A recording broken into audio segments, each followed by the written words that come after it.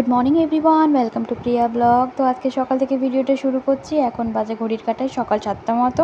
আর এখন আমি কিচেনে চা বানাচ্ছি। চাটা খেয়ে আজকে বেরিয়ে পড়েছি আমরা সপ্তগিরি হসপিটাল। তো এটা আমাদের বাড়ি থেকে প্রায় 500 থেকে 600 মিটার ডিস্টেন্সে আছে, বড় জোর হলেও 1 কিলোমিটার হবে। তো যাই হোক, আজকে কিছু কাজ নিয়ে আসা হয়েছে এখানে। তো সেই সমস্ত কাজকর্ম সেরে আর কি এখন আমরা রওনা দেব। আর এখন 12:30 মতো বেজে গেছে। আর ওয়েদারটাও বেশ ভালো লাগছে, কিন্তু গরম আছে জানেন তো। তো আজকে আমি আমার দাঁতটাও দেখিয়ে নিলাম, দাঁতে প্রচণ্ড পরিমাণে ব্যথা করছিল। তো যাই হোক, বাড়ি এসে ঘরটর গুছিয়ে এরপরে করব আমি স্নান। তো স্নান টান সেরে এখন আমি ঠাকুরের বাসন নিয়ে বসে পড়েছি। আর এগুলো সব মেজে আর কি পুজো দেব। তো এখন আমি সেজে গুজে চলে এসেছি। আর যেহেতু বৃহস্পতিবার, তো সেই জন্য একটু শাড়ি টাড়ি পরলাম। বাইরে এসেছি তো কী হয়েছে, তো একটু বৃহস্পতিবারে তো শাড়ি পরতেই হয়। তো যাই হোক, ঠাকুর এগুলো সব গুছিয়ে পুজো আচ্ছা দিয়ে আর এখন একটু বাইরের দিকটাতে বেরোলাম।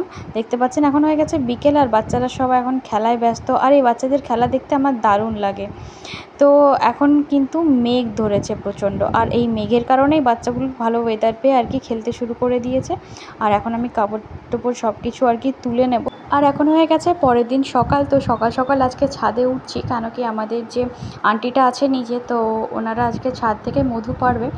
তো ওনাদের জল ট্যাঙ্কের ওপরে হয়ে গেছে বড় সড়ো একটা মৌচাক, আর মৌমাছি তাড়ানোর জন্যই আর কি এত পরিশ্রম। তো দেখতে পাচ্ছেন ছোট্ট ছেলেটা ক্লাস 8-এ পড়ে, কিন্তু তার কত সাহস দেখুন, কত উপর থেকে মৌমাছিগুলোকে ভাগিয়ে ভাগিয়ে সে মধু পাড়ার জন্য আর কি রেডি হয়ে গেছে। সে অবশ্যই এই কাজটা আগেও একবার করেছিল, যা শুনলাম।